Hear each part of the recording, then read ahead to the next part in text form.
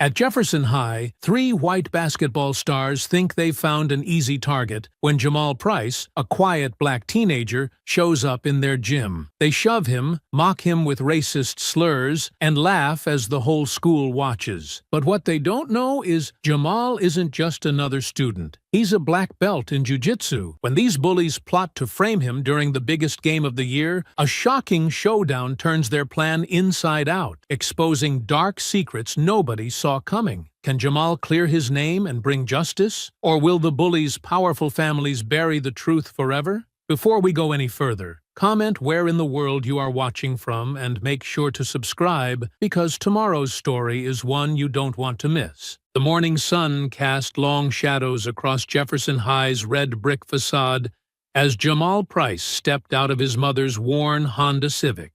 The air was crisp, carrying the scent of freshly cut grass and new beginnings.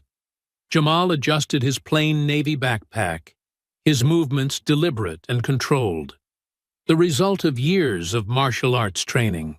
Simone Price reached across the center console, her nurse's scrubs already wrinkle-free and ready for her shift.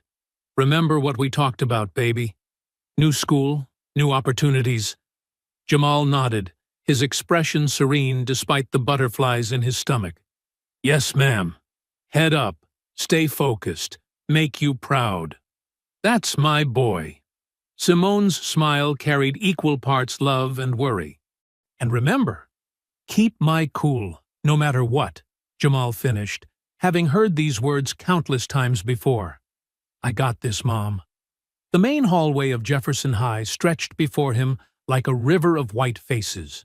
Jamal moved with quiet confidence, his shoulders straight, but relaxed. The crowd parted slightly as he passed, conversations dropping to whispers. He'd seen this before, the subtle shifting away, the quick glances that never quite met his eyes.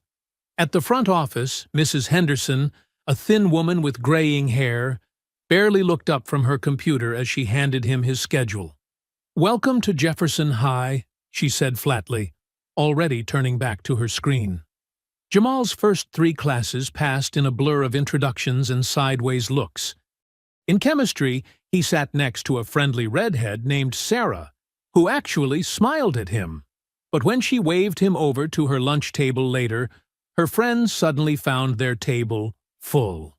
The cafeteria was a maze of unspoken rules and invisible boundaries. Jamal could read them clearly. The football players near the windows, the band kids by the wall, and commanding the center of the room, the basketball team. They sprawled across their tables like kings holding court. Jamal found an empty table near the corner, unpacking the lunch his mother had carefully prepared that morning. The basketball players were easy to spot, their Letterman jackets marking them like peacock feathers in a barnyard. The tallest one, who carried himself like he owned the room, caught Jamal's eye and smirked. "Yo, Trent," one of the players said loudly enough to carry. "Check out the new kids' Walmart special kicks." Trent Walker leaned back in his chair, his designer shoes propped on an empty seat. "Probably couldn't afford anything else, Kyle. You know how it is." His voice dripped with mock sympathy. The third player, stocky and aggressive-looking, didn't bother to lower his voice when he added, "Better keep our wallets close." The racial slur that followed was whispered, but the snickers from their table made the meaning clear. Jamal kept his breathing steady, just like he did before a tournament match. He could feel the familiar heat of anger rising in his chest, but his hands remained still as he carefully unwrapped his sandwich. His mother's words echoed in his mind. "They can only take your dignity if you give it to them." The basketball players' table erupted in muffled laughter again. Jamal caught fragments of their conversation. "Doesn't belong. Probably can't even read." And worse things, much worse things, spoken just loud enough for him to hear, but too quiet for teachers to notice. He took another bite of his sandwich, his movements measured and calm. Years of training had taught him that true strength wasn't about reacting to every provocation. Still, he couldn't help but notice how the other students seemed to accept this behavior as normal. their eyes carefully avoiding the scene playing out before them. The stocky player, Jamal had heard someone call him Brent, made a show of moving his chair further away when Jamal stood up to throw away his trash. "Don't want any trouble," Brent said loudly, nudging Kyle with his elbow. Kyle Sanders, lean and sharp-featured, replied with exaggerated concern, "Better safe than sorry, man. You never know with... you know." The pause was deliberate, the implication clear. Jamal walked to the trash can, his steps silent and controlled, just as they were on the martial arts mat. He could feel Trent Walker's eyes following him, calculating and cold. The basketball captain's confident smirk suggested he was used to people backing down, used to his words and actions having no consequences.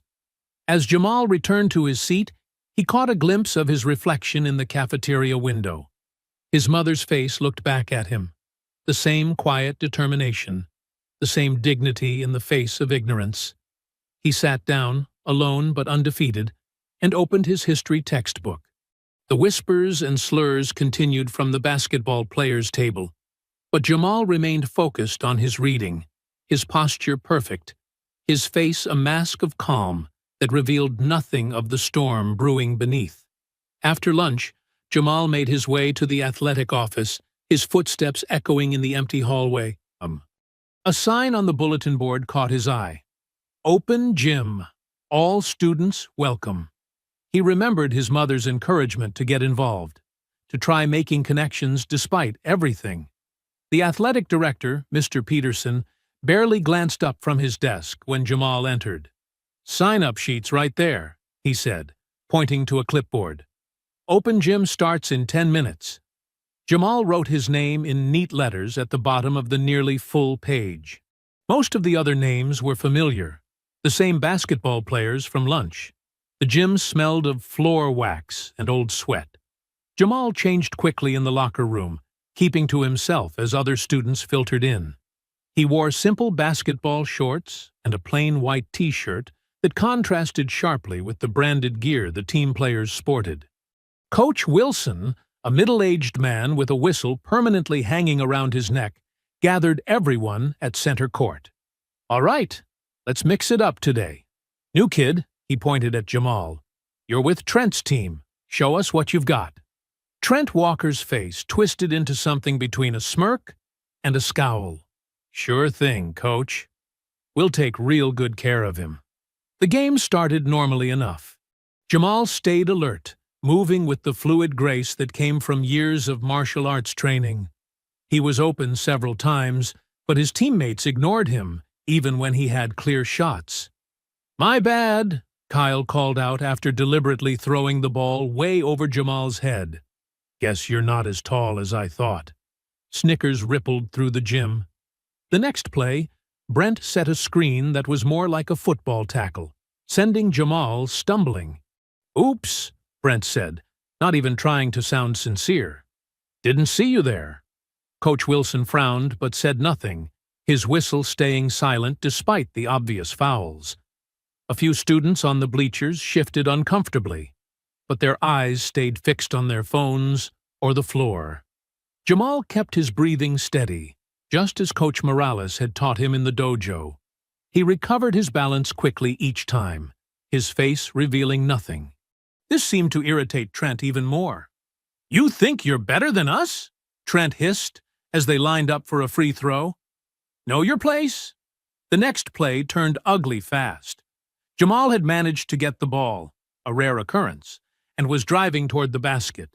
Kyle appeared on his left, trying to swipe the ball away with more force than necessary. Brent closed in on the right, his elbow conveniently at chest height. But it was Trent who struck the final blow.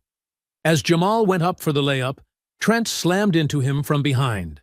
The impact sent Jamal flying, his body hitting the hardwood with a sickening thud that echoed through the suddenly silent gym.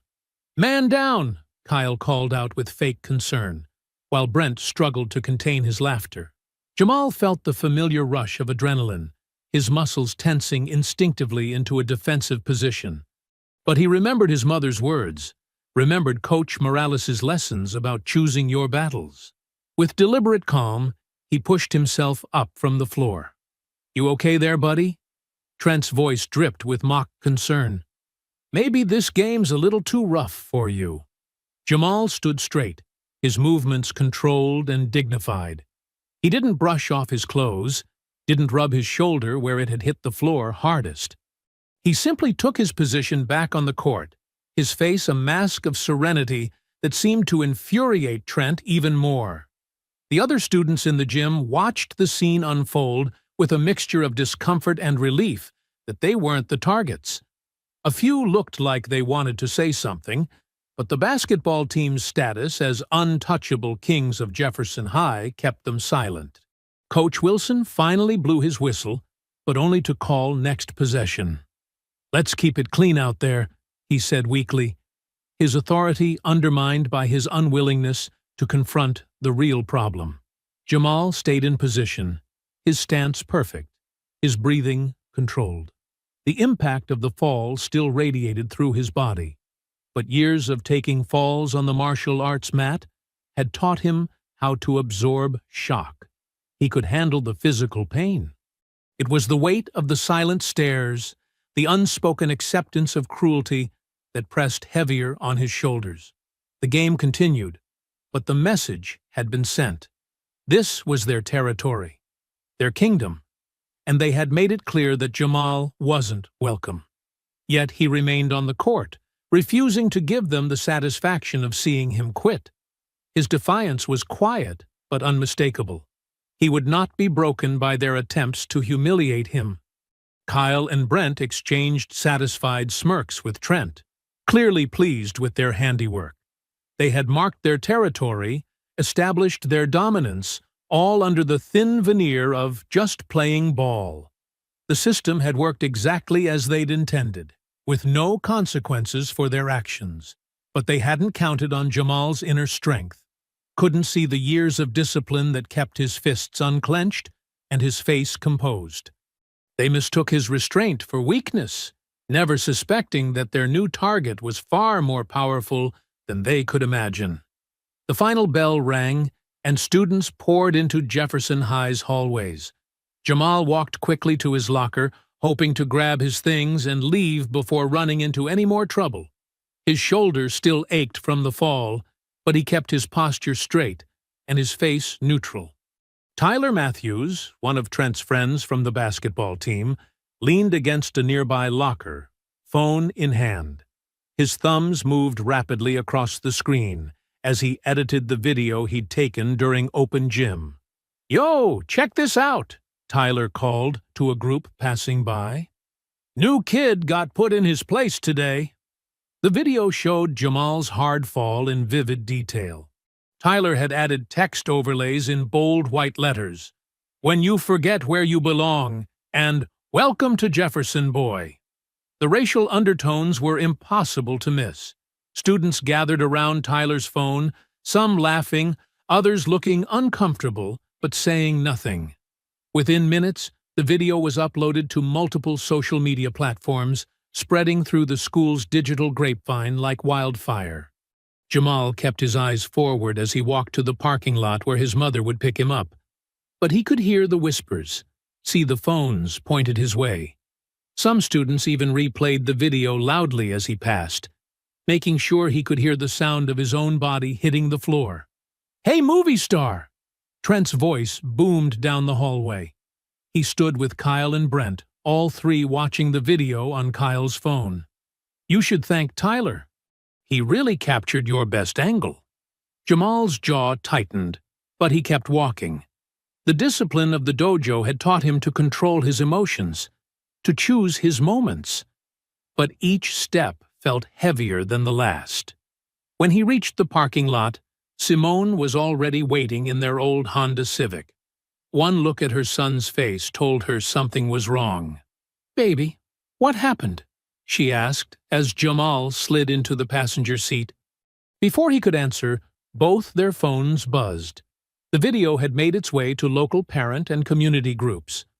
Simone's hands gripped the steering wheel tighter as she watched, her expression shifting from concern to anger to deep sadness. The drive home was quiet, both mother and son processing what they'd seen. The video's comments section was filling up with laughing emojis, and worse, racial slurs barely disguised as jokes, comments about knowing your place, and suggestions that Jamal should transfer schools. Inside their small apartment, Simone pulled Jamal into a tight hug. She didn't say anything at first. She didn't have to. They both understood the weight of what was happening, how quickly a single incident could spiral into something much darker. "I'm okay, Mom," Jamal said softly, trying to reassure her. But his voice carried a weariness that broke Simone's heart. They sat together on their worn couch, the phones on the coffee table still buzzing with notifications as the video continued to spread. Simone held her son close, just as she had when he was small, and the world's cruelties seemed simpler to protect him from. The afternoon light filtered through their thin curtains, casting long shadows across the living room. Outside, life went on as normal. Cars passing, neighbors chatting, kids playing. But inside their apartment, mother and son sat in heavy silence, both knowing this was just the beginning. Simone's phone lit up with a message from the hospital where she worked as a nurse. Someone had shared the video in the staff group chat. Her colleagues were starting to ask questions, and she could already imagine the awkward conversations that would follow. Jamal's phone kept buzzing too, messages from classmates he hadn't even met yet, some expressing sympathy, but most just sharing the video with more cruel comments. He turned the phone face down, unable to watch himself fall again and again. The silence between them was filled with unspoken understanding. They'd moved to Jefferson for a fresh start, hoping this predominantly white town would offer better opportunities. Now, barely one day in, they were facing the same old struggles in a new setting. Simone hugged Jamal tighter, her nurse's hands gentle against the shoulder that had hit the floor. She didn't need to ask if he was hurt. She knew her son would never show that kind of weakness to his tormentors. But here, in the safety of their home, she could feel the tension in his muscles, the careful way he held himself. The video played one more time from someone's shared link, the sound of laughter and the thud of Jamal's fall echoing in their small living room. Simone reached over and muted both their phones, letting the silence wrap around them like a protective blanket. In that moment, no words were needed, just a mother's embrace, a son's quiet strength, and the shared knowledge that tomorrow would bring new challenges. But for now, they had each other, and sometimes that had to be enough. The locker room was nearly empty as Jamal changed after practice. Most of the team had already left, their voices fading down the hallway. The fluorescent lights hummed overhead, casting harsh shadows between the rows of metal lockers. Jamal winced as he pulled his shirt over his head. The bruises from Monday's accident had darkened to a deep purple. He'd been careful during practice, staying away from Trent and his friends, focusing on basic drills with the second-string players. The heavy door creaked open. Footsteps echoed off the tiled walls, not the quick steps of someone grabbing forgotten gear, but the deliberate pace of people who wanted to be heard. "Well, look who's still here," Trent's voice carried through the locker room. "Our favorite new teammate." Jamal turned slowly. Trent stood at the end of the row, Kyle and Brent flanking him like guards. They'd positioned themselves to block the main exit. Behind a far row of lockers, Marcus Bell quietly pulled out his phone. He'd stayed late to work on an article for the school paper, and now found himself an accidental witness. His hands trembled slightly as he started recording. "That video's got like 1,000 shares now," Kyle said, smirking. "You're famous, Price." "Yeah, real famous," Brent added, cracking his knuckles. "But we think you need a sequel. Something to really teach you your place." Jamal remained silent, his expression calm despite his racing heart. Years of training under Sensei Chen had taught him to read situations, to recognize when conflict was unavoidable. This was one of those moments. "Nothing to say?" Trent stepped closer, his height advantage more pronounced in the confined space. "You've been real quiet since Monday. Maybe we need to help you find your voice." "I don't want trouble," Jamal said evenly, shifting his weight slightly. "Just let me leave." "Oh, now he speaks," Kyle laughed. "But see, that's not how this works. You don't get to decide when you leave." Brent moved to Jamal's left while Kyle circled to the right, creating a triangle of tension in the narrow space between the lockers. "We run this school," Trent said, his voice dropping lower. "And you need to learn that before—" Trent lunged forward, aiming to shove Jamal into the lockers. But Jamal wasn't there anymore. With fluid movement born from countless hours of practice, he sidestepped the attack. Trent's momentum carried him forward into empty air. Before Trent could recover, Jamal grabbed his extended arm and hip, using Trent's own force to throw him. The basketball captain hit the floor hard, sliding into the base of the lockers with a metallic crash. Kyle and Brent rushed in together. Jamal dropped his center of gravity, years of muscle memory taking over. He caught Kyle's wild punch and redirected it, sending him stumbling into Brent. As they collided, Jamal swept Brent's legs, taking them both down. Marcus's phone captured everything. The swift, controlled movements, the look of shock on the bullies' faces as their target suddenly transformed into something else entirely. Trent scrambled to his feet, rage replacing his usual arrogance. He charged like a bull, but Jamal moved like water. A quick hip throw sent Trent flying again, this time landing hard on his back. Brent managed to grab Jamal from behind, trying to use his superior size. But Jamal simply shifted his weight, executing a perfect shoulder throw. Brent landed beside Trent, the wind knocked out of him. Kyle backed away, his earlier bravado evaporating. "What the hell are you?" Jamal stood in a ready stance, his breathing steady. The transformation was remarkable.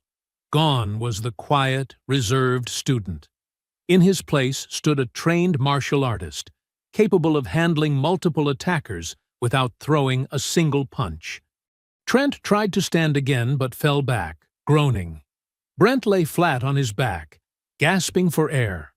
The polished floor that had once displayed their dominance now reflected their humiliation. "I'm someone who just wanted to be left alone," Jamal said quietly. His voice carried through the locker room, steady and clear. "Remember that next time." Marcus kept filming as the scene settled. The contrast was striking. 3 of Jefferson High's biggest bullies sprawled on the floor, while their intended victim stood calmly among them, unharmed and unruffled. The locker room fell silent except for the groans of the fallen bullies and the steady hum of the fluorescent lights. The power dynamic that had defined Jefferson High for so long had shifted in less than a minute, captured forever in digital memory. Marcus waited near the bus stop, nervously checking his phone every few seconds. The evening sun cast long shadows across the empty street. When he spotted Jamal walking home, he jogged over, looking around to make sure they were alone. "Hey, Jamal! Wait up!" Marcus called out, his voice barely above a whisper. Jamal turned, tension visible in his shoulders until he recognized Marcus. "You're Marcus, right? From English class?" "Yeah." Marcus glanced around again before pulling out his phone. "I was in the locker room today. I saw what happened. Actually, I recorded it." Jamal's expression tightened. "You recorded it?" "Look," Marcus said, holding up the phone. "I think people need to see this, see who they really are." They huddled together on a nearby bench as Marcus played the video. The footage was steady, clearly showing Trent and his friends cornering Jamal, then being systematically taken down without a single punch thrown. "The way you moved—" Marcus shook his head in amazement. "That was incredible." "Brazilian Jiu-Jitsu," Jamal explained quietly. "Been training since I was 6. "We should share this," Marcus said. "Show everyone what really happened. Those guys have been bullying people for years, but nobody ever stands up to them." Jamal stared at the phone, conflict clear on his face. "I don't know. It might make things worse." "Worse than that first video they shared of you?" "That's different. They're already angry about what happened. If this gets out—" Jamal trailed off, remembering his mother's warnings about being careful, about how quickly situations could escalate. "At least keep a copy," Marcus insisted, sending the video to Jamal's phone. "Just in case." When Jamal got home, he found his mother in the kitchen, still in her nurse's scrubs from her shift. The smell of her famous chicken stew filled the apartment. "You're late," Simone said, stirring the pot. "Everything okay?" Jamal set his bag down, weighing his words carefully. "Something happened at practice." Simone turned, reading his expression with a mother's practiced eye. "Tell me." Jamal pulled out his phone and played the video. Simone watched in silence, her stirring spoon forgotten in her hand. "They cornered you?" Her voice was tight with controlled anger. "They tried to," Jamal said. "I handled it like Sensei Chen taught me." "No strikes, just control." Simone sat down at the kitchen table, motioning for Jamal to join her. "Baby, I'm proud you defended yourself without hurting them. But this is serious. We should show this to the principal." "And then what?" Jamal asked. "Their parents have money, influence." The principal already ignored that first video they posted. "This is different. This shows they attacked you." "It also shows me throwing them around the locker room," Jamal pointed out. "They'll twist it, say I started it. Make me look like the aggressive one." Simone reached across the table, taking his hand. "You can't just let them get away with this." "I'm not," Jamal said firmly. "They know now. They know I can defend myself." "Sometimes that's not enough." Simone squeezed his hand. "Sometimes you have to speak up, make sure people in authority know what's happening." "Can I think about it?" Jamal asked. "Just give me a day to figure out the right move." Simone nodded slowly. "One day, but if they try anything else, we're going straight to the principal. Promise me." "I promise, Mom." Across town, in the empty parking lot of a closed convenience store, Trent paced between Kyle and Brent's cars. The security light cast harsh shadows across his face, which was twisted with rage. "He made us look like idiots," Trent spat. "Some nobody transfer student." "He's got training," Brent said, rubbing his shoulder where he'd landed. "Like serious training." "I don't care if he's got Olympic training," Trent snapped. "Nobody does that to us. Nobody." Kyle leaned against his car, arms crossed. "What are we going to do? We can't jump him again." "He'll just do that. Whatever that was." "No." Trent's voice turned calculating. "We need to be smarter. We need to destroy him where he can't use his little karate moves." "How?" Brent asked. "The championship game," Trent said, a cruel smile forming. "The whole school will be there. Parents, teachers, everyone." "What are you thinking?" Kyle straightened up, interested. "We push him, not physically. We make him snap. Get in his head, make him lose control. But this time, we make sure everyone sees him as the aggressor." "The violent black kid attacking the team captain." Brent nodded slowly. "Classic." "Exactly." Trent's smile widened. "We'll need the whole team in on it. Push him all game, little things the refs won't catch. Then at halftime, we make our move," Kyle finished. "And this time," Trent's voice hardened, "we make sure everyone sees exactly what we want them to see." The three stood in the harsh security light, plotting their revenge, while across town Jamal lay in bed, the weight of Marcus's video heavy on his phone and his conscience. The next morning, whispers followed Jamal through Jefferson High's hallways. Students who had started to smile at him now turned away, huddling in small groups that fell silent as he passed. In first period English, he noticed how his usual seat near the front was now surrounded by empty desks. Marcus caught his eye from across the room, giving him a grim nod. "I heard he just snapped," a girl whispered loudly behind him. "Like, totally lost it on Trent and the guys." "My cousin's on the team," another voice added. "Said he went crazy in the locker room, started throwing people around." Jamal kept his eyes forward, his mother's words echoing in his head. "Stay calm. Stay focused." But his hands clenched under the desk as the whispers continued. Between classes, Trent and his friends worked the crowds like politicians, their voices carrying just enough for Jamal to hear. "Yeah, we were just changing after practice," Trent told a group of cheerleaders, touching the shoulder he'd landed on. "Out of nowhere, he just attacked us. 3 guys at once. Probably thought we were disrespecting him or something," Kyle added, shaking his head. "You know how they get." The "they" hung in the air, heavy with meaning. Jamal walked past, jaw tight, as Trent raised his voice. "Someone needs to do something before he really hurts somebody." By lunchtime, the cafeteria had become a minefield. Jamal sat alone, the nearest tables conspicuously empty. Even the lunch ladies served him with wary glances, as if he might vault over the counter at any moment. In chemistry, his lab partner asked to switch groups. "Nothing personal," she mumbled, not meeting his eyes. "Just, you know." The teachers were subtler, but no less clear in their changed behavior. His math teacher, who had praised his work just days ago, now barely acknowledged his raised hand.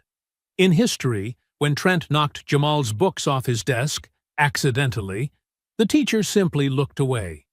After school, Simone made her third call to the principal's office. "I'm sorry, Mrs. Price," the secretary said, "but Mr. Thompson is in meetings all day." "Again? He's been in meetings for 2 days straight?" Simone's voice was steel-wrapped silk. "My son is being harassed, and the principal can't spare 10 minutes? "I'll add you to his call list," the secretary offered weakly. "You do that," Simone replied. "And please remind Mr. Thompson that documentation of all my attempts to reach him has been noted." The next morning brought more of the same, but worse. Someone had scratched "thug" into Jamal's locker door. In gym class, no one would pick him for teams, forcing the coach to assign him, and then benching him the entire period. During passing period, Jamal heard Brent loudly telling someone, "My dad's a lawyer. He says with Jamal's violent behavior, the school could be liable if they don't do something." Like, what if he attacks a teacher next? The words followed Jamal home, where he found his mother waiting in the living room. One look at her face told him she'd heard everything. "Baby, come sit." She patted the couch beside her. Jamal dropped his backpack and sank down, the weight of the past 2 days finally crushing his carefully maintained composure. "They're turning everyone against me, Mom. Even the teachers believe them." Simone wrapped an arm around his shoulders, pulling him close like she used to when he was small. "I know, baby. I know. But we have the video." Jamal's voice cracked. "We could show them what really happened." "And then what?" Simone's voice was gentle, but firm. "They'll say you were the aggressor, that you used martial arts training against unarmed students. They'll twist it, baby. They always do. So they just get away with it?" Jamal pulled away, anger and frustration finally breaking through. "That's not fair." "No, it's not fair." Simone turned to face him fully. "But this is something you need to understand. The system, it's not built to protect boys who look like you, not from boys who look like them. But, listen to me." Simone's eyes were intense. "I've seen this play out too many times. Black boy defends himself against white attackers, and suddenly he's the violent one, the dangerous one, the one who needs to be controlled." Jamal slumped back against the couch. "So what am I supposed to do?" "We document everything. Simone said firmly. Every incident, every call to the principal, every witness. We build our case carefully, and we stay calm, even when they're trying their hardest to make you react. Like Sensei Chen says, Jamal murmured, the strongest defense is a clear mind. Exactly. Simone squeezed his shoulder. They want you to lose control, to prove their lies true. Don't give them that satisfaction. I won't, Jamal promised, though his voice wavered. But Mom, it's hard. Being alone like this. Simone pulled him close again, and this time Jamal didn't resist. You're not alone, baby. Never alone. We'll figure this out together. They sat in silence as the evening shadows lengthened, mother and son united against a familiar storm, while across town, Trent and his friends continued spinning their web of lies, confident in the protection their privilege provided. Wednesday morning brought the same hostile atmosphere to Jefferson High's hallways. Jamal walked with his head high, but his shoulders tense, bracing for another day of whispers and sideways looks. As he approached his locker, he noticed Marcus lingering nearby, fidgeting with his phone. Before Jamal could say hello, a girl with dark hair and fierce eyes marched up to him. Hey, she said directly. I'm Lily Torres. You're Jamal, right? Jamal nodded, surprised by her forthright approach. I saw what happened in gym yesterday, Lily continued, her voice carrying clearly. That whole thing with nobody picking you for teams? Total garbage. Coach Stevens should be ashamed. Marcus stepped closer, speaking softly. Lily's right. What they're doing, it's not okay. A quiet girl with glasses, Rebecca, from his English class, appeared beside them. I know you didn't attack anyone, she said, barely above a whisper. Trent and his friends are lying. They've done this before. Jamal felt something loosen in his chest, a knot of isolation he hadn't even realized was there. Thanks, he managed. That means a lot. Those guys think they own this school, Lily said, disgust clear in her voice. Just because their parents donate money or whatever. It's ridiculous. The warning bell rang, and Rebecca hurried off to class with a small wave. But Lily wasn't finished. Look, we're meeting at Mel's diner after school. You should come. She glanced at Marcus. Show him that video you took. Jamal's eyes widened. You told her? Just Lily, Marcus assured him quickly. She's good at standing up to people. I thought maybe she could help. Lily snorted. More like I'm good at not taking crap from entitled jerks. My family didn't leave one country just to let rich bullies push us around in another one. The second bell rang, and they had to split up for class. But throughout the day, Jamal noticed small changes. Lily deliberately sat next to him in history, shooting daggers at anyone who whispered. Marcus shared his lab table in chemistry when Jamal's original partner had abandoned him. Even Rebecca, though still quiet, gave him a tiny smile when their eyes met in English. After school, Jamal texted his mom that he'd be late, then walked the few blocks to Mel's diner. The small restaurant was a throwback to the 1950s, with red vinyl booths and chrome fixtures. Lily waved him over to a corner booth where she and Marcus were already sharing a plate of fries. Okay, Lily said as soon as he sat down. Marcus showed me the video. Those jerks attacked you, and you defended yourself. Why aren't we showing everyone? It's not that simple, Jamal replied, thinking of his mother's words. They'll twist it around, make me look like the aggressor. He's right, Marcus added, pushing his glasses up. They're already spreading rumors about him being violent. The video shows him using martial arts. Which he only did because they attacked him, Lily interrupted. But that's not how they'll spin it, Jamal explained. 3 white basketball players versus 1 black kid using martial arts? They'll say I was the dangerous one. Lily's face darkened with understanding. Because you're black. Yeah. Jamal stared at the table. My mom's been trying to meet with the principal for days. He won't even take her calls. That's messed up, Lily declared, stealing one of Marcus's fries. So what's the plan? Plan? Yeah, the plan. Because we're not letting them get away with this. Lily looked between them. Marcus, you've got your camera phone. I've got a big mouth and zero fear of Trent's little gang. And Jamal, you've got skills they didn't expect. I don't want to fight, Jamal said quickly. No, but you can defend yourself, Marcus pointed out. And next time, we'll make sure to get everything on video. The lead-up, the provocation, all of it. Multiple angles, Lily added. I can film too. And Rebecca? She's quiet, but she sees everything. She can back up what really happens. A waitress came by to take their orders. After she left, Jamal leaned forward. My mom says we need to document everything. Build a case. Perfect, Lily nodded. Marcus is already good at that sneaky camera stuff, and I can get other kids to talk. A lot of people are sick of Trent and his friends. They're just scared to say anything. Like Rebecca, Marcus added. She told me they bullied her brother last year until he transferred schools. See? Lily grabbed another fry. We just need to show people they're not alone. That someone's finally standing up to these jerks. Their food arrived, burgers and shakes, and they spent the next hour planning. Marcus would keep his phone ready to record any confrontations. Lily would work on getting other students to speak up about past bullying. And Jamal would continue practicing restraint, no matter how much they provoked him. But if they attack you again, Lily said firmly, defend yourself.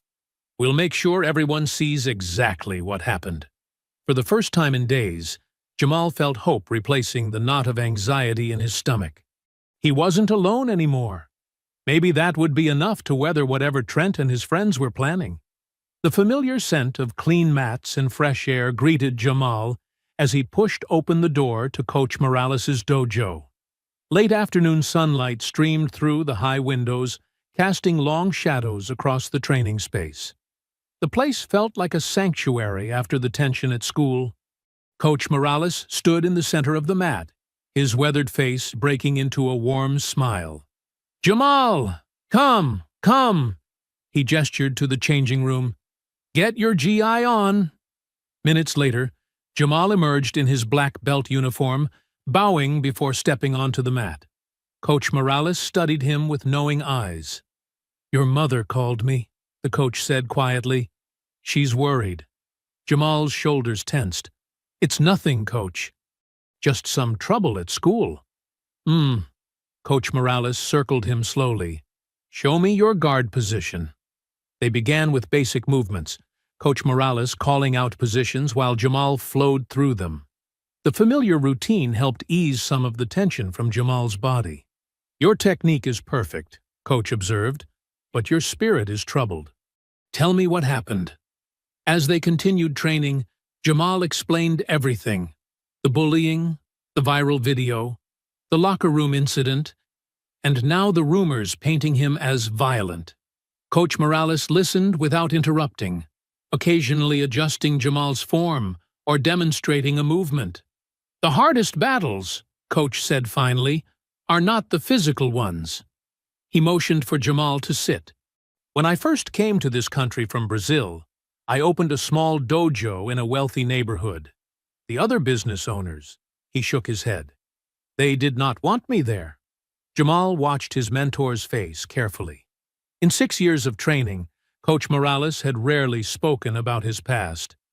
They called the police for every small thing, claimed my students were dangerous, said I was bringing the wrong element to their street. Coach's voice remained steady, but Jamal could see old pain in his eyes. They wanted me to fight back, to prove their lies about me. What did you do? Jamal asked softly. I stayed calm, kept teaching, built relationships with the community. Coach demonstrated a gentle wrist lock. When they pushed, I redirected, just like in jiu-jitsu. Their energy became my strength. They practiced the movement together, Coach guiding Jamal's hands through the proper form. "But what if staying calm isn't enough?" Jamal asked, thinking of Trent and his friends. "What if they keep coming after me?" "You defended yourself well in that locker room," Coach said. "Used only the force needed, nothing more. That shows wisdom." He released the hold and faced Jamal directly. "But now they will try to provoke you into making a mistake. They want you to lose control." Jamal nodded slowly. "My mom says the same thing, that they're trying to trap me." "Your mother is a wise woman." Coach moved to demonstrate another technique. "In jiu-jitsu, we learn to stay centered when others try to unbalance us. The same principle applies here." They worked through several more drills, the physical activity helping Jamal process his thoughts. Finally, Coach called for a break, and they sat at the edge of the mat. "When those business owners tried to drive me away," Coach continued, "I had a choice. I could fight and prove their lies true in everyone's eyes, or I could show them their fear was meaningless." He smiled. "Now, 20 years later, their children train in my dojo. Sometimes your strength is knowing when not to fight." The words settled deep in Jamal's chest, mixing with his mother's warnings and his new friend's support. He understood now. His real power wasn't in his ability to defend himself, but in his choice of when and how to use that ability. The morning sun barely warmed Jefferson High's brick walls as students gathered in tight clusters, phones out, sharing the latest gossip. Lily pressed through the crowd toward Marcus and Jamal, who stood near the front steps. "Did you guys hear?" she asked, breathless. "Trent's dad came to school yesterday afternoon. He was yelling so loud you could hear him through the principal's door." Marcus glanced around before lowering his voice. "My sister works in the office.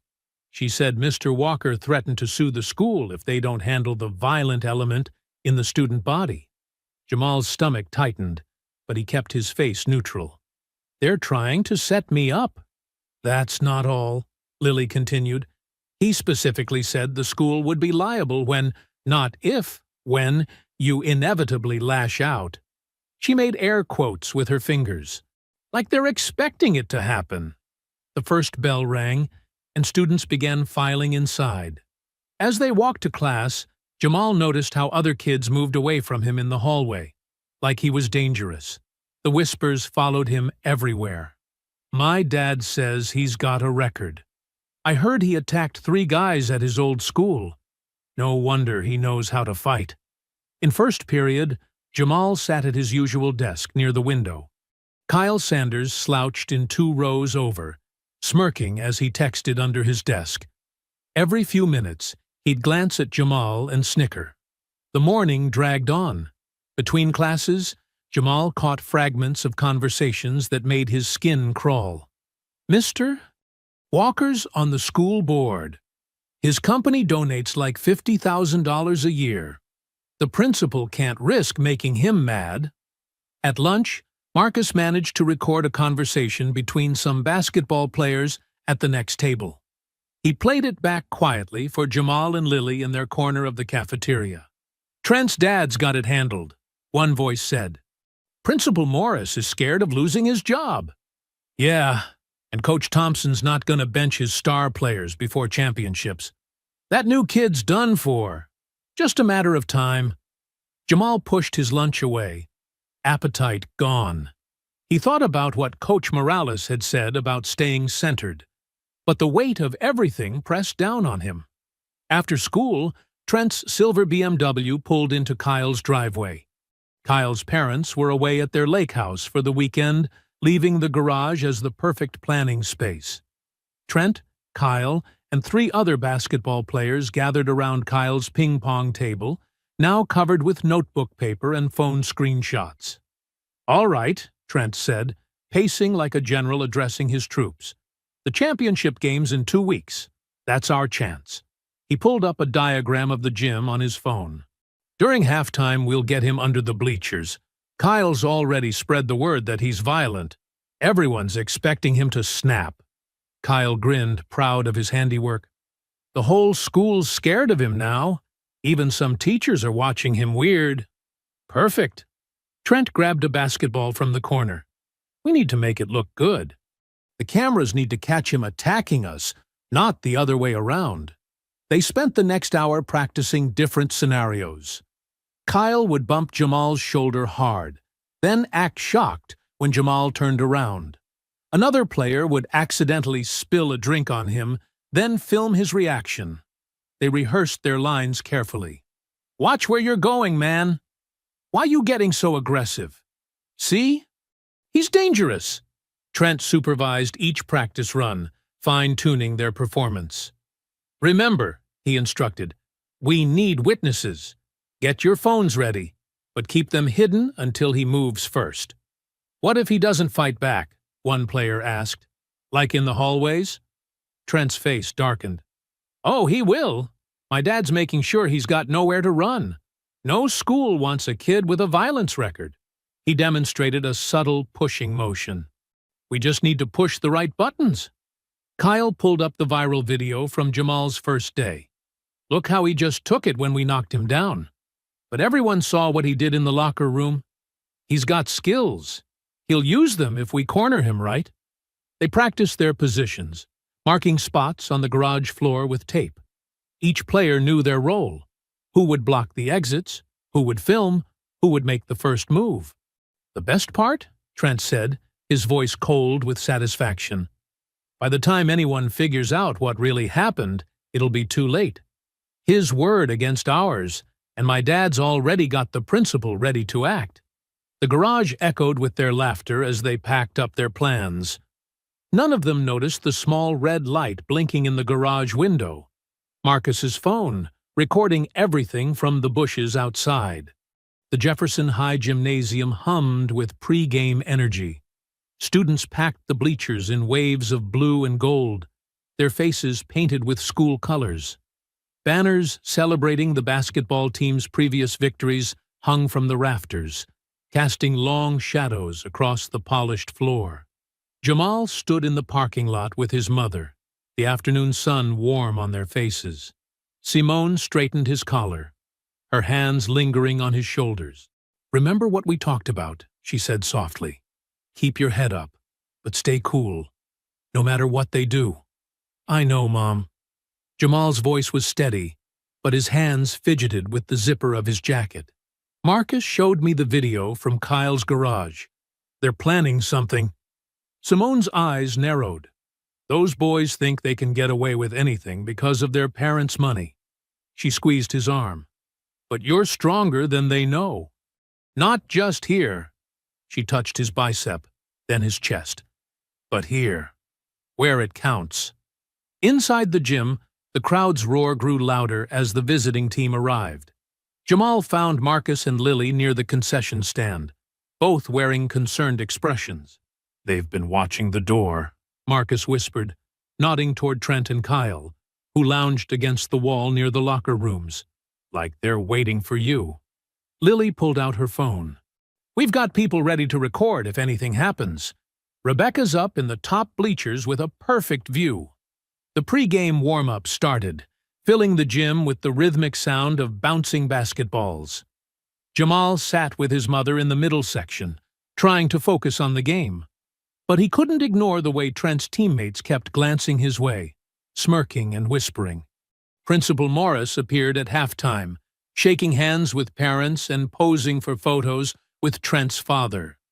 Mr. Walker's expensive suit and confident smile screamed power and influence. When his eyes met Jamal's, his smile turned cold. That man gives me the creeps, Simone muttered. The halftime show began, cheerleaders spinning to upbeat music, the mascot throwing T-shirts into the crowd. In the chaos, Jamal's phone buzzed. A text from an unknown number. Under the bleachers, now. Or your friend Marcus might have an accident in the parking lot after the game. Another buzz. We know he's been spying. Better hurry.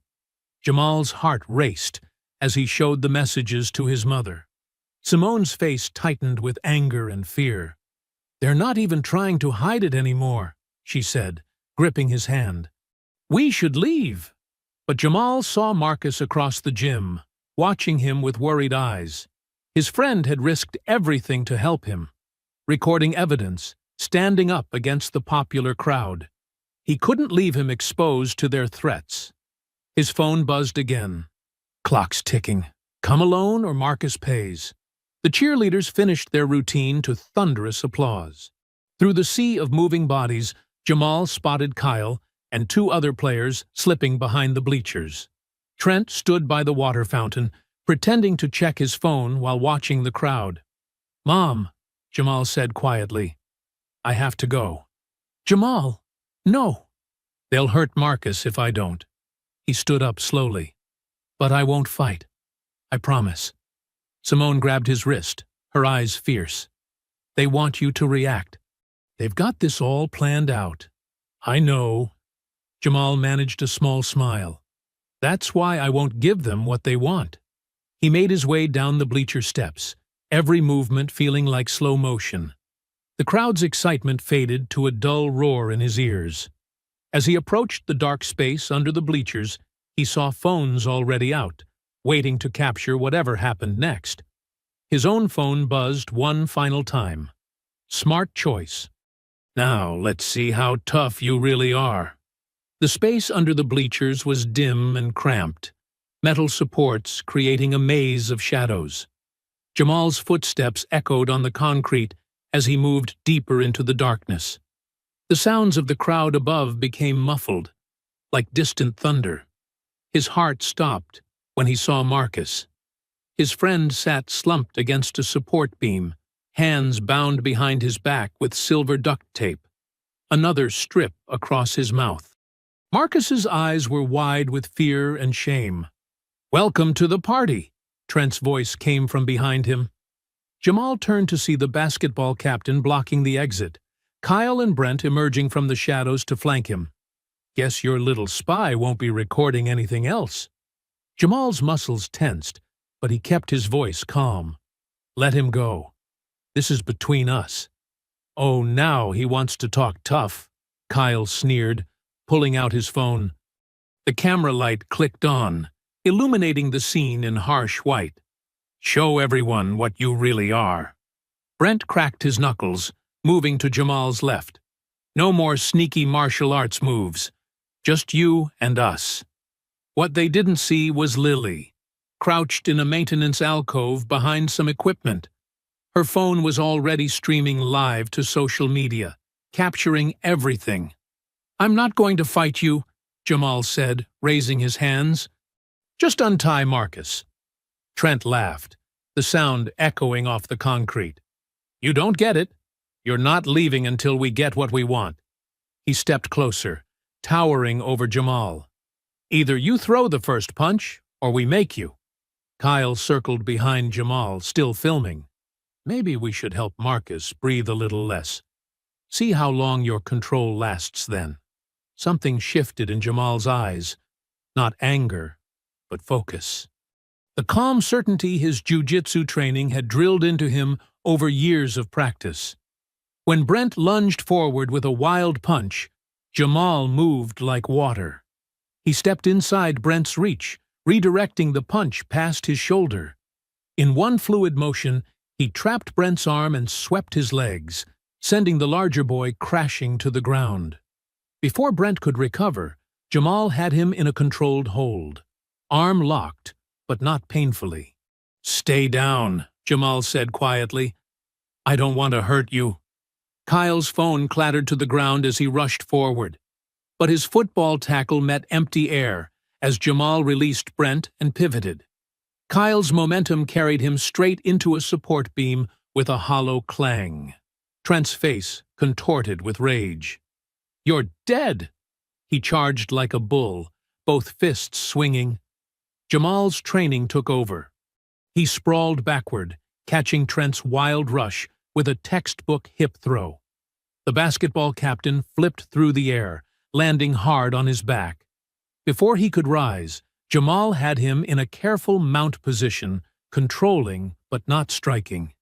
"It's over," Jamal said firmly. "I'm going to let you up. Then we're all walking out of here." In her hiding spot, Lily's hands trembled as she kept filming. The live stream counter showed thousands of viewers already, comments flooding in faster than she could read them. Brent staggered to his feet, holding his shoulder. Kyle sat dazed against the beam. But Trent wasn't finished. The moment Jamal released him, he scrambled up and pulled something from his jacket. A small knife glinting in the phone lights. "Think you're better than us?" Trent snarled, slashing wildly.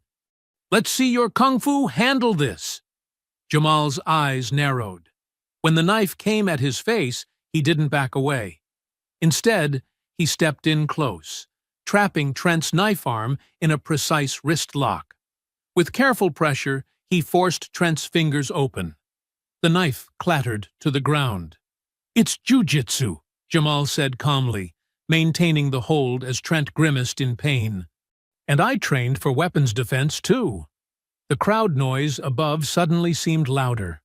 Footsteps pounded on the bleachers. Adult voices called out, getting closer. "Security's coming," Kyle shouted, scrambling to his feet. "We gotta go." Jamal released Trent, who stumbled backward, clutching his wrist. The three bullies fled toward the far exit, leaving their phones and the knife behind. Moving quickly, Jamal untied Marcus. His friend rubbed his wrists, tears in his eyes. "I'm so sorry," Marcus whispered. "They jumped me in the hallway. I tried to—" "It's okay." Jamal helped him up. "You're not hurt?" "No, just scared. And mad at myself for falling for it." Lily emerged from her hiding spot, phone still recording. "Don't be. Look." She showed them the stream. Over 10,000 viewers now. The comments full of outrage and support. Everyone saw what really happened. They can't lie their way out this time. Flashlight beams cut through the darkness. Security guards and teachers appeared at both ends of the bleachers, followed by Principal Morris and, Jamal's heart lifted, his mother. Simone rushed forward and pulled him into a fierce hug. "Are you okay?" "I called security the moment you left." She held him at arm's length, checking for injuries. "Did they hurt you?" "I'm fine, Mom." Jamal managed a small smile. "They're the ones who need ice packs." "And the whole school needs to see this," Lily added, holding up her phone. "The whole internet already is." The police cruiser's lights flashed red and blue against the gym's brick walls. Two officers led Trent, Kyle, and Brent toward separate cars, while Detective Martinez interviewed Jamal and Marcus near the bleachers. Lily stood nearby, her phone still recording everything. "And you're saying they lured you here by threatening your friend?" Martinez asked, jotting notes in her pad. "Yes, ma'am." Jamal pointed to the duct tape and knife that evidence techs were photographing. "They had Marcus tied up when I arrived. Then Trent pulled the knife." Simone's hand tightened on Jamal's shoulder. "My son defended himself using his martial arts training." "Nothing more." "The video confirms that." Martinez nodded toward Lily. "Smart thinking with the live stream, young lady. Makes our job much easier." Principal Morris hovered at the edge of the group, his face ashen. "Perhaps we should discuss this in my office. Perhaps you should explain why these boys weren't suspended after the locker room incident," Simone cut in, her voice sharp. "Or why you ignored my calls about the harassment." Before Morris could respond, an expensive-looking SUV screeched into the parking lot. A tall man in a business suit stormed out. Trent's father, Richard Walker. "What the hell is going on?" he demanded, marching toward them. "Why are you arresting my son?" "Mr. Walker," Martinez stepped forward. "Your son and his friends assaulted 2 students, used racial slurs, and brandished a weapon. It's all on video." "Video can be manipulated," Walker sneered. "My son is the victim here. That boy attacked him. I want him arrested." Lily held up her phone. "It was live-streamed, Mr. Walker. Over 50,000 people watched it happen in real time, including the part where Trent pulled a knife." Walker's face reddened. "I'll sue." I'll have everyone's jobs for this. Morris, call the school board right now. I think the school board will be very interested in this footage, Simone said calmly, along with the previous video of your son assaulting Jamal, and the racist messages, and the principal's failure to act. More vehicles were arriving.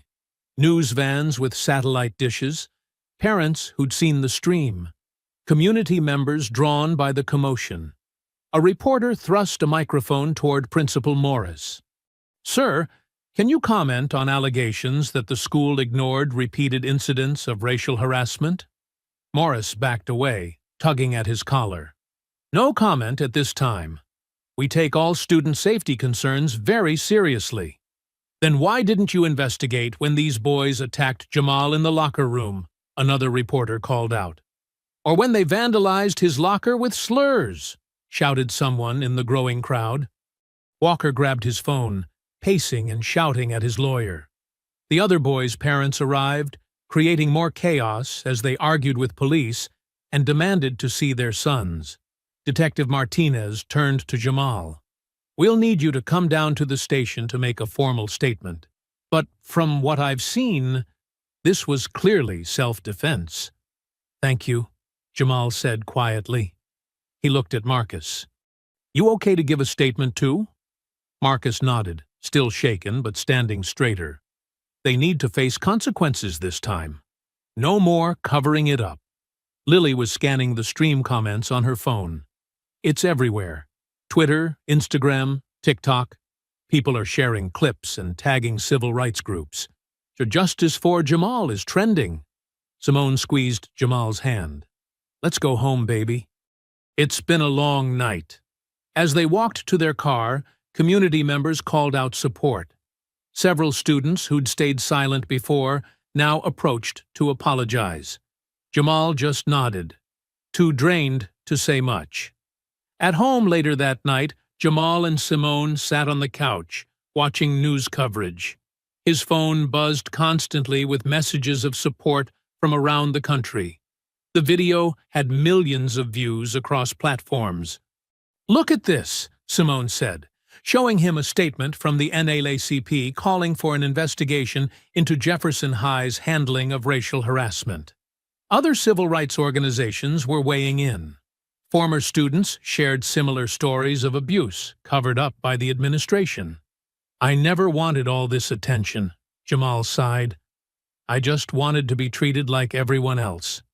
I know, baby. Simone hugged him close. But sometimes standing up for yourself means standing up for others too. You showed amazing control tonight. Used your training exactly the way it's meant to be used. Jamal watched clips of himself on the news, staying calm, using precise technique to neutralize attacks without causing serious harm. No wild punches or kicks, no loss of control, even when faced with a knife. Coach Morales would be proud, he said with a small smile. His phone lit up with a text from Lily. CNN wants to interview you tomorrow. Ready to tell your story? Jamal looked at his mother. She nodded encouragingly. Ready, he typed back. Time for everyone to hear the truth. Monday morning brought a sea of protest signs and chanting voices outside Jefferson High. The school's brick facade disappeared behind a wall of demonstrators stretching across the front lawn. News vans lined both sides of the street, their satellite dishes reaching toward the cloudy sky. No justice, no peace. The crowd's rhythmic chant echoed off nearby buildings. Reverend Jackson, a respected local pastor, stood at the center of the gathering with a megaphone. For too long, this school has turned a blind eye to racism. For too long, administrators have protected bullies while punishing victims. Today, we demand change. Jamal watched from his mother's car, parked across the street. Camera crews swarmed around community leaders giving interviews. Students filtered through the crowd, many wearing homemade shirts with "Font your Justice for Jamal" printed on them. You don't have to go in today, Simone said softly. No one would blame you for staying home. Jamal shook his head. I can't hide." That's what they want. As they approached the school entrance, reporters rushed forward with microphones and cameras. "Jamal, how do you respond to claims that you provoked the attack? Mrs. Price, will you be filing a lawsuit against the school? What message do you have for other students facing racial harassment?" Detective Martinez and 2 officers cleared a path. "Back up, please. Let them through." Inside, the halls were eerily quiet. Most students had stayed home. Those present whispered and stared as Jamal passed. Near his locker, he found Marcus and Lily waiting. "You okay?" Lily asked, hugging him. The video hit 5 million views overnight. "I'm good," Jamal said. "Thanks for being there. Both of you."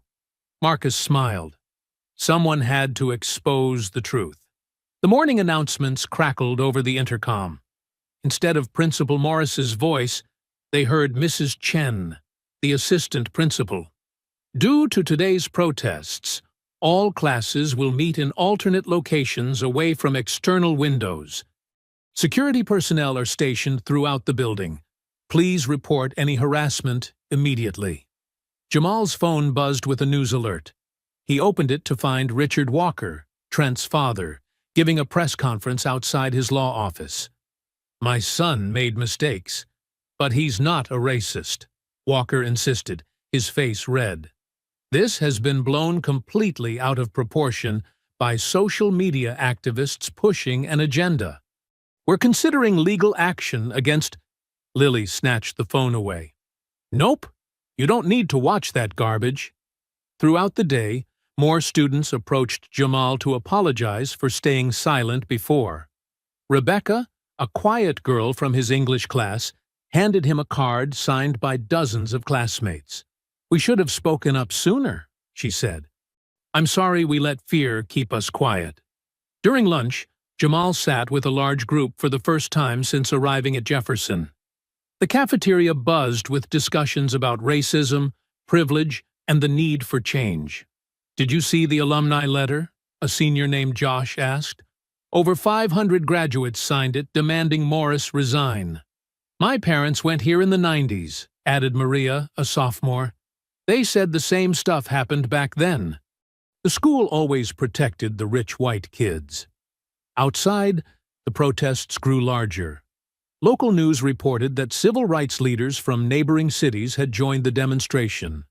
Social media feeds filled with stories from former students sharing their own experiences of harassment at Jefferson. After school, Simone picked Jamal up early to avoid the media frenzy. As they drove home, his phone lit up with messages from Marcus. "Emergency school board meeting called for 7 p.m. They're going to address everything." They watched the meeting's live stream from their living room. The small boardroom was packed with angry parents, community leaders, and media. Public comments lasted for hours as speaker after speaker demanded action. "My daughter faced the same harassment last year," one mother testified. "Principal Morris told us to just ignore it." "I graduated in 2015, a young man said. "I watched the basketball team bully Latino students while teachers looked away." Nothing has changed. Richard Walker tried to speak, but was drowned out by boos. Other wealthy parents defended the school, claiming the incident was isolated. Finally, at 9:45 p.m., the board chair called for order. After reviewing the evidence, including multiple videos and student statements, the board has reached several immediate decisions, she announced. First, Principal Morris is suspended pending a full investigation of his handling of racial harassment complaints. The room erupted in cheers. Second, we are forming a task force to examine systemic racism within our schools, led by community members and civil rights experts. Third, we are implementing mandatory bias training for all staff and updating our disciplinary policies. Jamal let out a long breath. Simone hugged him tight, tears in her eyes. His phone buzzed with a text from Coach Morales. "You fought the hardest battle, staying true to your principles even when facing hatred. That's what real strength looks like. The board chair's voice cut through the noise. This is just the beginning of necessary changes at Jefferson High. We have failed our students of color. That ends now. As the meeting concluded, Jamal's social media filled with celebration messages. But he felt more tired than triumphant. Change wouldn't happen overnight. The real work was just starting. You helped make this happen, Simone said softly, by refusing to be a victim, by defending yourself with dignity. Jamal nodded, watching as the board members filed out past protesters still chanting outside. The truth had finally come to light. Now it was time to make sure it stayed there. The school board meeting room was packed beyond capacity on Tuesday night. People lined the walls, spilled into the hallway, and crowded around live-stream phones. Camera crews jostled for position as Board President Helen Martinez called the emergency session to order. Tonight, we will hear testimony regarding the pattern of harassment at Jefferson High, Martinez announced, her voice firm. Each speaker has 3 minutes. Marcus was first to approach the podium, hands shaking slightly as he gripped his notes. I filmed the first video of Jamal defending himself in the locker room, he said. But that wasn't the first time I saw Trent and his friends attack someone.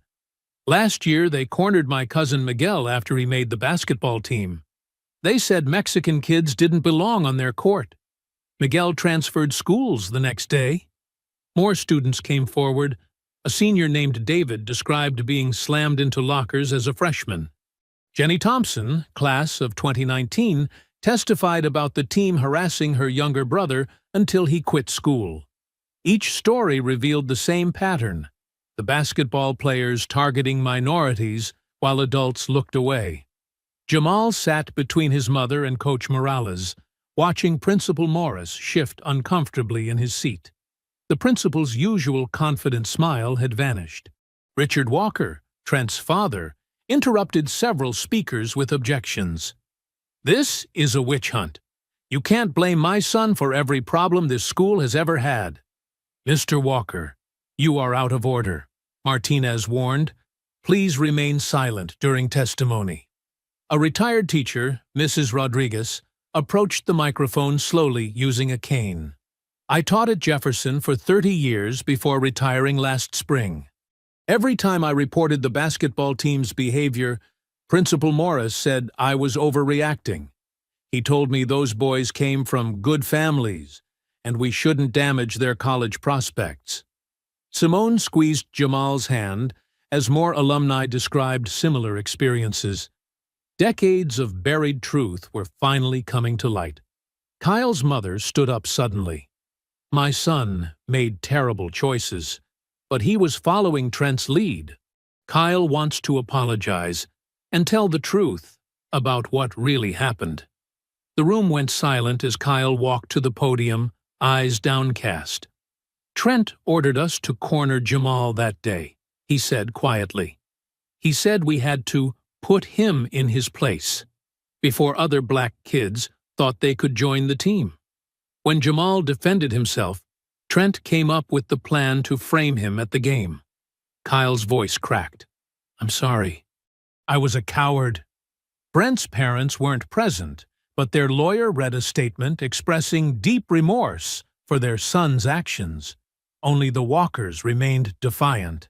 This is a farce, Richard Walker shouted, standing.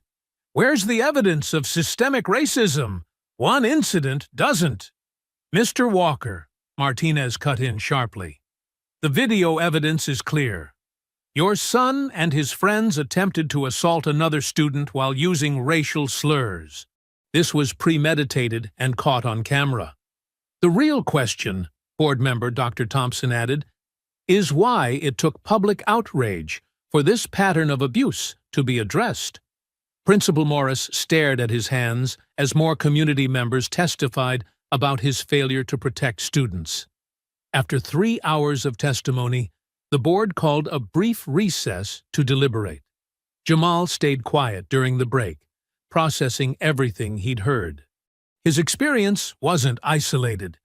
It was part of a much bigger problem that had festered for years.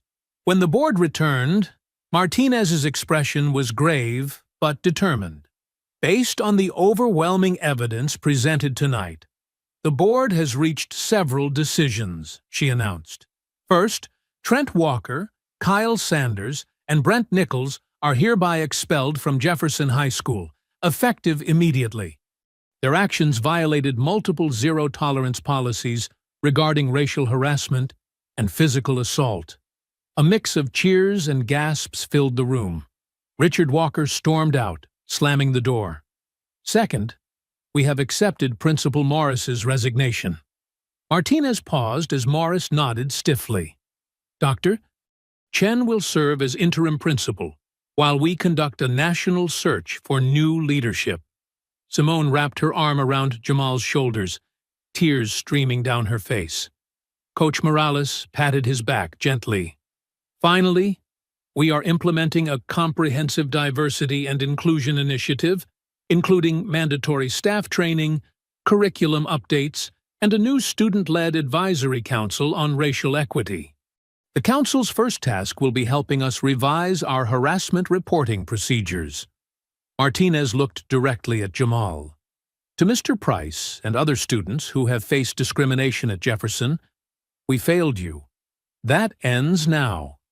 This board is committed to creating real change, not just making empty promises. The meeting concluded with the board voting unanimously to approve all measures. As people began filing out, several students asked Jamal to join the new advisory council. He agreed, knowing the real work of transformation was just beginning. Outside, reporters swarmed for comments, but Detective Martinez and her officers maintained a protective barrier.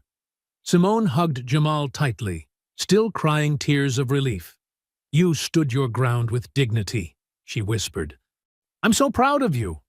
The Jefferson Sports Center buzzed with excitement on a bright Saturday morning. Hundreds of spectators filled the bleachers for the citywide Youth Martial Arts Championship.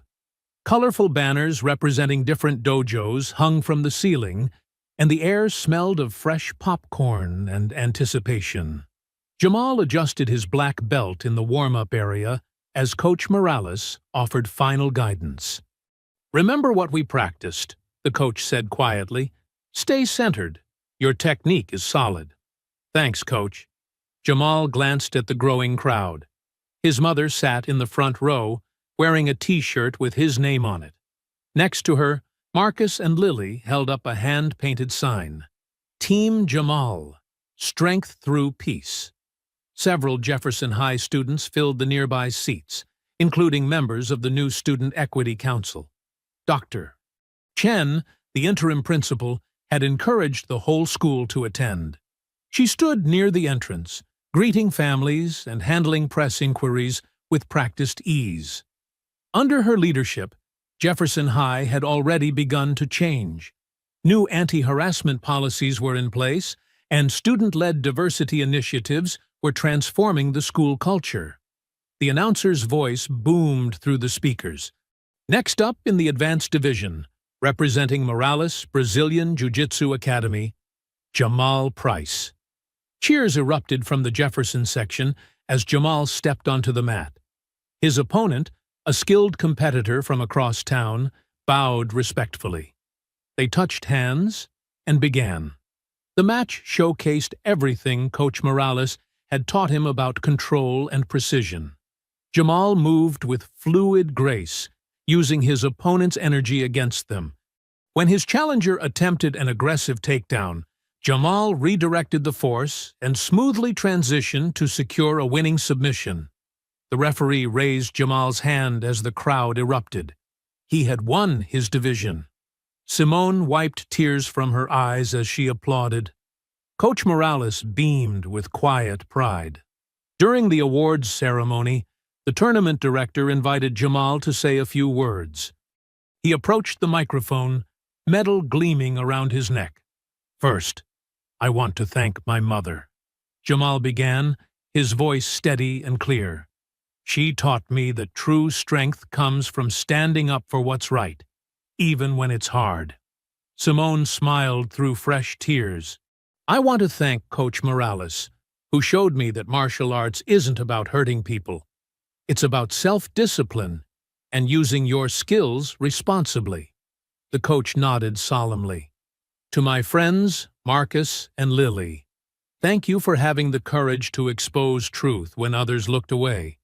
And to everyone at Jefferson High who's working to create positive change, this victory belongs to all of us. Jamal paused, looking out at the diverse crowd. When I faced bullying and racism, I could have given in to anger. But Coach taught me that the strongest response isn't always the most aggressive one. Sometimes strength means staying calm in the face of hatred. Sometimes it means defending yourself while still showing respect for human dignity. The room was silent, hanging on his words.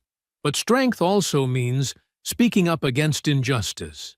It means not staying quiet when you see others being hurt. Change happens when people stand together and say, "This isn't right." He touched the medal around his neck.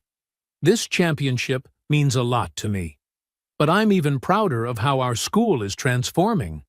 The new posters in our halls don't just talk about diversity, they celebrate it. Students who used to stay silent are finding their voices. We're building something better, together. Applause thundered through the sports center as Jamal stepped back. His mother rushed forward to embrace him, followed by Coach Morales and his friends. Reporters raised cameras to capture the moment, but Jamal barely noticed them. He was too busy being grateful for how far they'd come. The next Monday at Jefferson High, Jamal walked through halls that felt different than they had just months ago. His championship medal photo hung in the trophy case alongside new anti-bullying pledges signed by students. Posters announced upcoming cultural celebrations and equity council meetings. But the real change was in the atmosphere. Students from all backgrounds mixed freely at lunch tables. Freshmen no longer hugged the walls in fear. And when Jamal passed his classmates, their greetings were genuine. Not born of fear or fame, but of respect for the quiet strength he'd shown them all. He paused at his locker, now decorated with positive messages from the student council. The space where racist graffiti had once been scrawled now held a simple quote: "Courage is not the absence of fear, but the triumph over it." Dr. Chen stopped to congratulate him on the championship.